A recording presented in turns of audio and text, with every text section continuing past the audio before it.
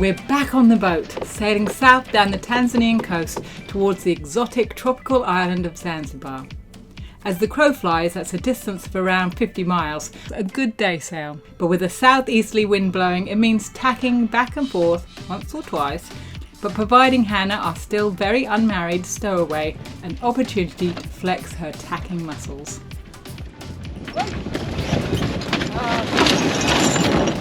Not great at it. That was good. Sailing along here, well, it's a bit lumpy, roly-poly, but the wind is good, 10 to 15 knots, and we're doing, 4 to 6 knots, going nice. I will say though, those dhows over there to our starboard side are kind of matching us, if not bettering our speed. They're going very, very nicely out there. But the bad news is, I've just been looking at the main, you sort of check the sail, and I've just noticed out towards the clew that there's a hole in the sail. It's almost a hole, it's sort of a fabric showing kind of through the hole. But there's some blue markings like dye, and it looks like it's weakening. So in fact I can see fragments of little tiny holes just starting to emerge as well. The crazy thing is, it's where the first reef is, it's where the sail is, the part of the sail that's not used when we go to our first reef, which suggests that something happening when we've got the first reef in the main, and it's rubbing or it's doing something around the sail back, because it's got this blue dye on it. That's a real worry. We're going to have to do some patchwork on that. What is he doing? We're on the sail, he's on the motor, he's just getting closer and closer. He should turn to starboard and just go behind us. He should have turned ages ago. Not very bright. Okay. A body! Now he turns. Yeah. Maybe he just wanted to see who we were, what we're up to. Maybe they're fans. Big fan of yours, I think, Hannah. Who isn't? They saw me packing sauce, and they went, that one. I want that one. Yesterday, Hannah chopped up a whole bunch of tomatoes, and Ivan chopped up a whole bunch of onions, and I cooked a whole bunch of tomato. And now it's going in the freezer. Into the freezer. Last week you joined us on dry land, very dry land, if you overlook the car getting bogged down on the Lake Ayasi shore.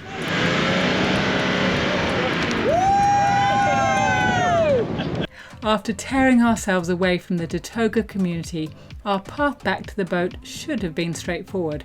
But life was about to give us a lesson in the cost of goods and services in Tanzania, and teach us to keep calm when Google Maps keeps sending us on weird and wonderful routes to our accommodation. Google Maps wants to take us on a walking path down there to our accommodation. It's not the first time it's brought us the wrong way. And everybody here is saying, you are lost. It's very picturesque though, isn't it? But it's a lovely bit of countryside. We could tell by everyone's faces as we drove up a very rutted road. You are lost. Hello! Hello! We're not above asking locals for directions to fill in the gaps. By this moment it's not so far. We can just turn it back, and then this path which is passing this way. Yes. It hasn't been just 1 to 3 meters. There it is! Oh, Santi Sana! But when looking for the world's largest inactive, intact, unfilled volcanic caldera, the Ngorongoro crater, for a day of safari, it was us that were at fault. Today is safari day. Today we're going to go and see lions, elephants, giraffes, rhinos, hippopotamus, wildebeest, maybe cheetahs, don't know. The big five. So we're now in the Ngorongoro conservation area. There are lots of villagers and people around, and we managed to pick up a couple of hitchhikers. Unfortunately, we don't speak the same language, and we're now trying to find out where exactly they want to go, because we're not seeing any of the big five or the safari trucks. We wonder if we've made a mistake, because we don't seem to be seeing any wild animals. We're only seeing goats and cows and donkeys and people. We had in fact missed the descending road to the crater, which had allowed us the opportunity to pick up our hitchhikers, say goodbye to our hitchhikers, and wonder what all the fuss around the Big Five was about. Well, the goats have been the highlight for me, personally. I think we could leave happy that we've seen so many goats, cows and donkeys. You go on safari and everyone talks about the Big Five. But no one ever talks about the little three, the cows, the donkeys and the goats. I've seen 2 ostriches. We think we had a hunch From a distance. You can slightly see something running. Oh, more goats! More goats! More goats! Yoo-hoo! And just then we saw giraffes by the side of the road, and although we did finally find our way into the Ngorongoro crater, these were the only giraffes we would see all day. Going wrong was all right. Oh man, that's got a weird looking face. What breed of dog is that? Finally, we find the descent road. But we did our good deed for the day and took a boy and his sister a short distance. A short distance away from where we wanted to go. You were like, Ivan, close the door. You had your Close the door. Ivan just closed the all that door. study told me to close the door. I'm fine. Oh, Yes.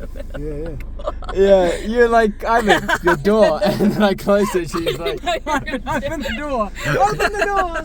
We didn't even scream. We just went, Ivan, open the door. she told me to close it and I closed it. Her hand was in the way. We're fine. Jeez. Let's go.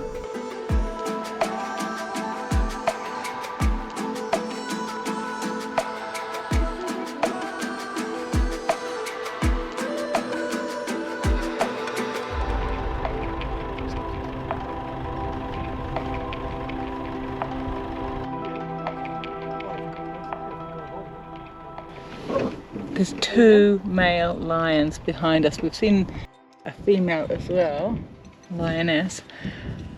But we've pretty much seen, we haven't seen the Big Five, have we? Didn't really see the rhino. We saw it from a distance.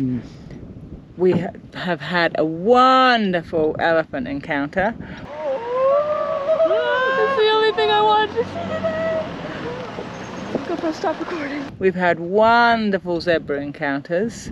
We saw some good giraffes before we came in here. It's been an amazing day.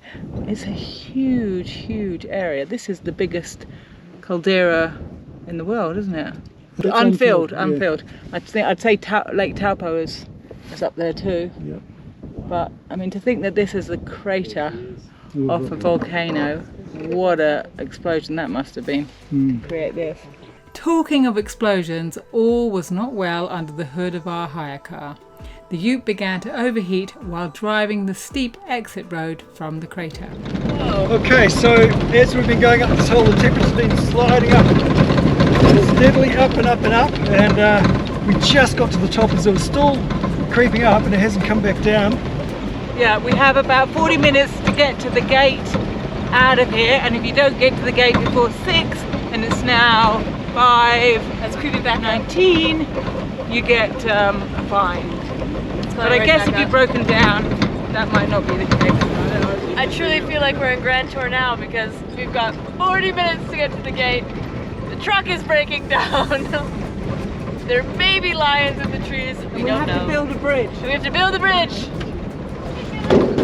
And we made it to the almost top of the hill because we were very concerned about it overheating. And we're not home yet.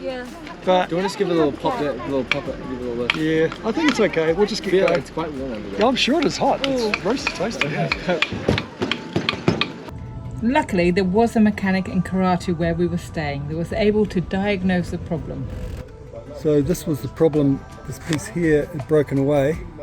It was an old repair job done previously, and we're redoing the same repair. But really, this whole, you could argue this whole radiator needs to be replaced. Really. Yeah, if you get the To do properly. new radiator complete, we'll get this. Yeah, that's the only way to do it properly. Eh? Yeah. Yeah. This is definitely the sort of job that requires 5 mechanics. Definitely 5 minimum. Lucky to get away with 5. Unfortunately, the problem reoccurred as we drove to Arusha, our next stop, so we called upon another mechanic. So here we are at it again. Last night, after we did the repair yesterday, going back to our accommodation after dinner, thermometer went up again, back down, up again. Figured the part had broken off, but the part is fine, absolutely 100%. So now we're thinking it might be thermostat. In fact, the previous guy who did the job said, you know, if this fails, it's probably thermostat is not operating properly. Is that bad? Good. It's not good. Not good? Oh, good. So we've got the problem. Yeah. How can you tell it's bad?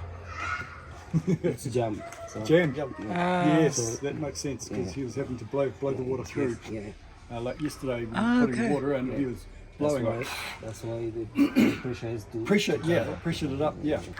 Can you ask him what he thinks of us just driving without the thermostat? All Just the way to so Ghana. the water is cooler, but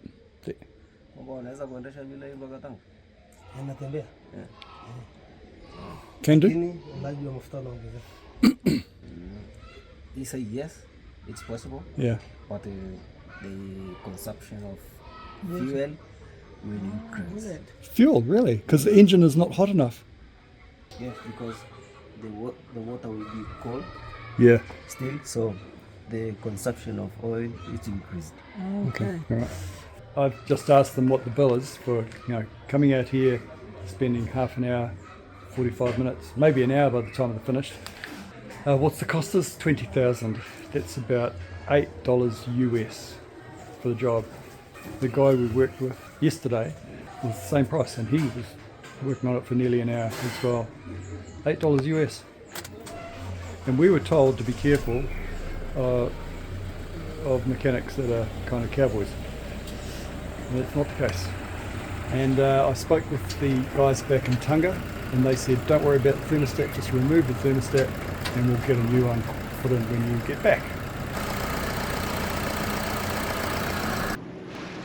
Okay, we're not going to make it to Zanzibar. Our tacking drill has just used up too much time of the day. We'd have to do an overnight to push on. However, the chart tells me there's a little anchorage up a river estuary that's up ahead of us here, Pangani. We're going to go and have a look there. It looks like there's standing waves out there. It looks very interesting entrance. We'll see how we go. Kind of hairy. Kind of hairy? Yeah. Kind of hairy on the ledge. There's a huge current going out against us. And then we're sailing sort of 8 knots through the water. What we're doing right now, 4.5 at the ground, 4.5, 5. You ready to drop the main? So these dhows, man, they honk. We've been following them in right from outside the entry, and we were doing 8 knots, and they were going past us. They were doing 10, 12 knots. Man, really honking a lot. It's great. It's been a fantastic entry actually against the current.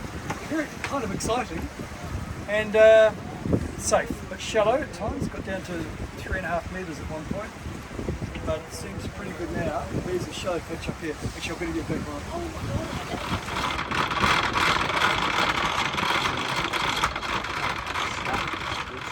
So these two guys there have just relieved us of 30,000 shillings and given us a very official piece of paper. I'm pretty sure that was just a quick way of making a buck, but anyway, we paid it. Okay. Where's our official piece of paper? official. Don't lose it. Oh, he's Oh, punched man. it up. Look at that. Pangani charge of port. Welcome. Yeah. So charge of port. Welcome. There it is. Should anybody else approach us to ask for money, we just wave that at them and they will know that we've already paid the official price of 30,000 shillings, which is what is that? $21. About 14 US dollars. 14 US, 21 New Zealand to stay a night.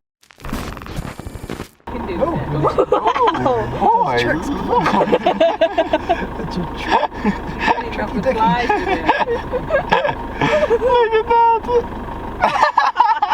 Look at that! I can't. Give me the phone! Okay. You're trying to kill me. Give Give it to me.